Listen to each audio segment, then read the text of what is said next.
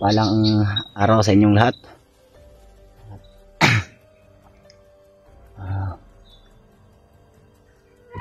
Ngayon po wala pa tayong nakikita na kasamahan natin. Ngunit kanina mga tol, may naririnig tayong mga putukan. Hindi gaano kalayo mga tol. Pero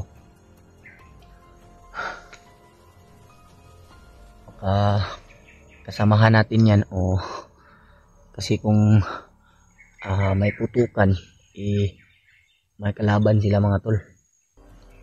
Kagabi pala mga tol, habang naglalakbay tayo ay muntika na tayong mahuli. Ngunit buti na lang mga tol ay ginagamit talaga natin yung utak natin upang hindi tayo mabihag ulit. So pagkakaalam ko mga tol, si Commander Benji pala ay nahuli nila Brave Buds. Kinontak ko rin sila mga tol kung nasa na sila, at wala, hindi sila makontak mga tol. Parang walang signal sa kanila. Hirap talaga mga tol.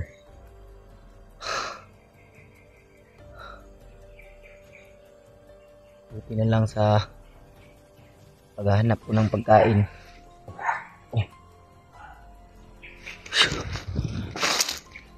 Buti na lang mga tol, paghahanap natin ng pagkain ay nakakita tayo ng tindahan, kaya hindi na natin hindi ako nagdala dito sa bundok mga tol, kasi wala tayong malalagyan. Mahihirapan tayo sa pagdala kasi wala tayong malalagyan. Pero ayos na mga tol, nakakain na tayo. At ayun na, may dala rin ako na biskwit, pero kinain ko ng pananghalian. Sana mga tol, makita na natin kaagad sila Brad McCoy o sila Brad Buds, kaya sila Brad Rimac. At balitaan din pala natin mga tol, nakita natin sa upload nila Brad Buds na si Brad Rimac pala ay tinulungan ni Lolo Ambo. Maraming salamat sa iyo Lolo Ambo, at pagpalain ka ng ating Panginoon. Mag-ingat ka po palagi. Kabait talaga ni Lolo Ambo mga tol, hindi niya pinabayaan yung kasamahan natin. 3 commander pala yung may hawak kay Brad Rimac. Buti na lang ay nandyan palagi si Lolo Ambo, handang tumulong sa atin.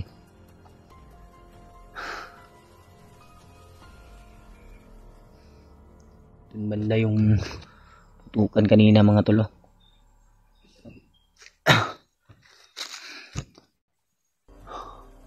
Marami tayong mga pinatay, at yun, hindi na natin nabidyohan kasi nung bumili tayo sa tindahan mga tol ay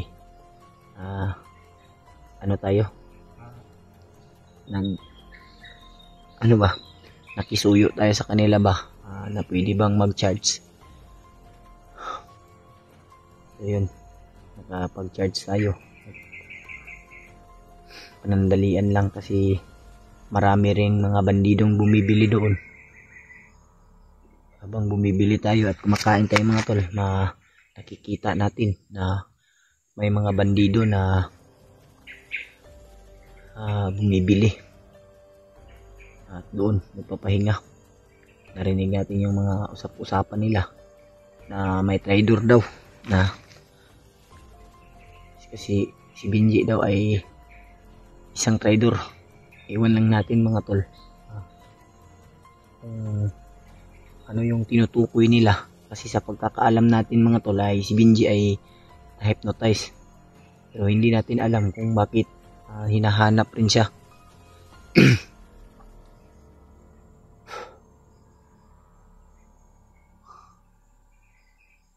Masaya yung mga bandido mga tol. Dahil si EJ daw ay mas lalong pinalakas ni Commander Bagnot. Yun yung narinig natin. Narinig natin ng mga impormasyon sa kanila. Kailangan talaga nating mahanap kaagad mga tol yung mga kasamahan natin. Kasi hanggang ngayon mga tol, ilang araw na tayo o ilang week na tayong naglalakbay dito sa bundok. Ngunit kahit isang kasamahan natin ay wala talaga tayong makikita. Palagi tayong sawi mga tol, pero malalagpasan natin to. Unang-una sa lahat mga tol, maraming salamat sa patuloy niyong pag-share ng mga video at palagi niyo pong pagdarasal sa amin. Ingat po kayo palagi. Maraming salamat sa inyo. Taos puso po akong nagpapasalamat sa pag-share niyo ng mga video. At kasi yung pag-share niyo mga tol o pagtingin niyo sa video namin ay malaking tulong na po yun. Dahil yung kasamahan natin malalaman rin nila na okay pa tayo, ligtas pa tayo mga tol. Yun lang, mag-iingat tayo palagi.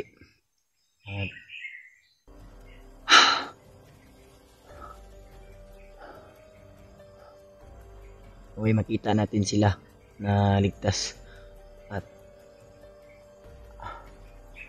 maayos.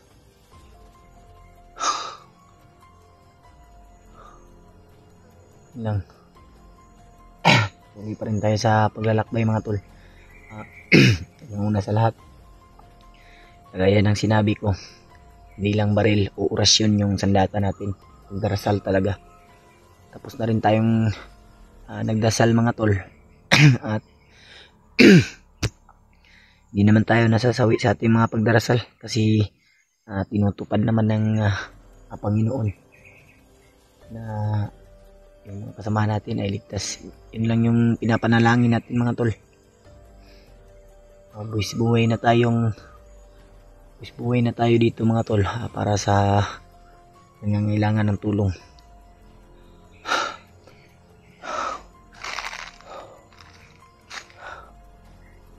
Buhay na tayo mga tol, patuloy tayo sa paglalakbay upang agad-agad nating mahanap yung iba nating kasamahan.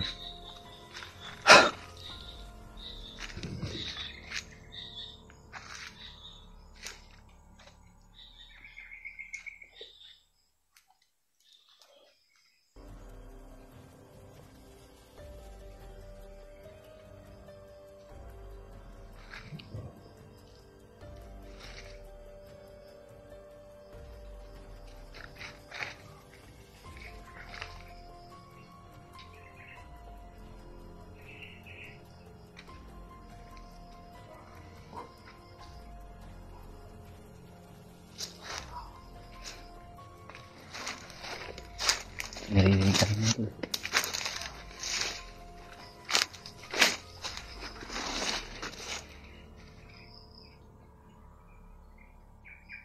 Parang uulan naman, pero matirik naman yung araw.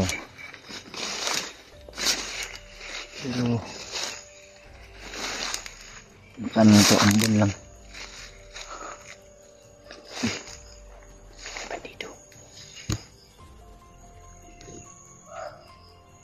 Din banda.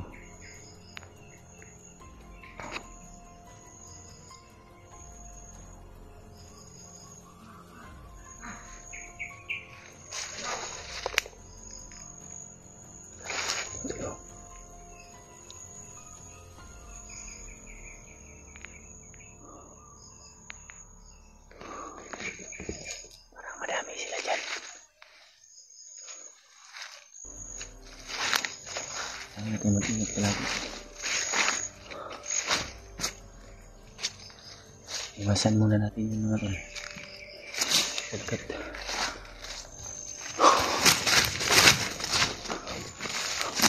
nahihirapan tayo kung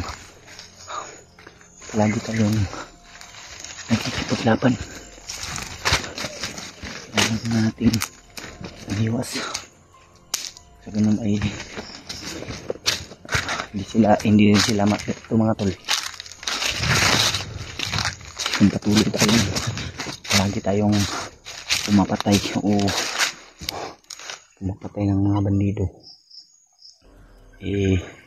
iisipin natin yung safety natin. Baka malirto rin yung kasamahan nila. Iniingatan din natin mga tol, baka mahuli tayo. Kaya hindi tayo padalos-dalos mga tol. Kailangan gamitin natin ang utak natin para hindi tayo mahuli o mamatay. Pero kung bala lang yung tatama sa atin mga tol, ay walang problema. Mahirap lang kung mahuli tayo, kasi papahirapan tayo. Kasi kung bala lang mga tol, ay meron naman tayong gamot o anting-anting para hindi tayo mataplan ng mga bala.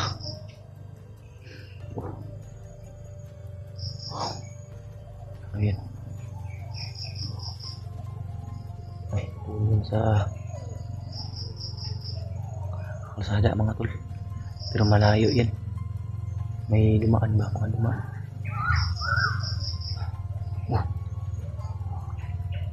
Uy, may mga putukan natin. Pero malayo. May kalaban. May papalapit na kalaban. Ayan o.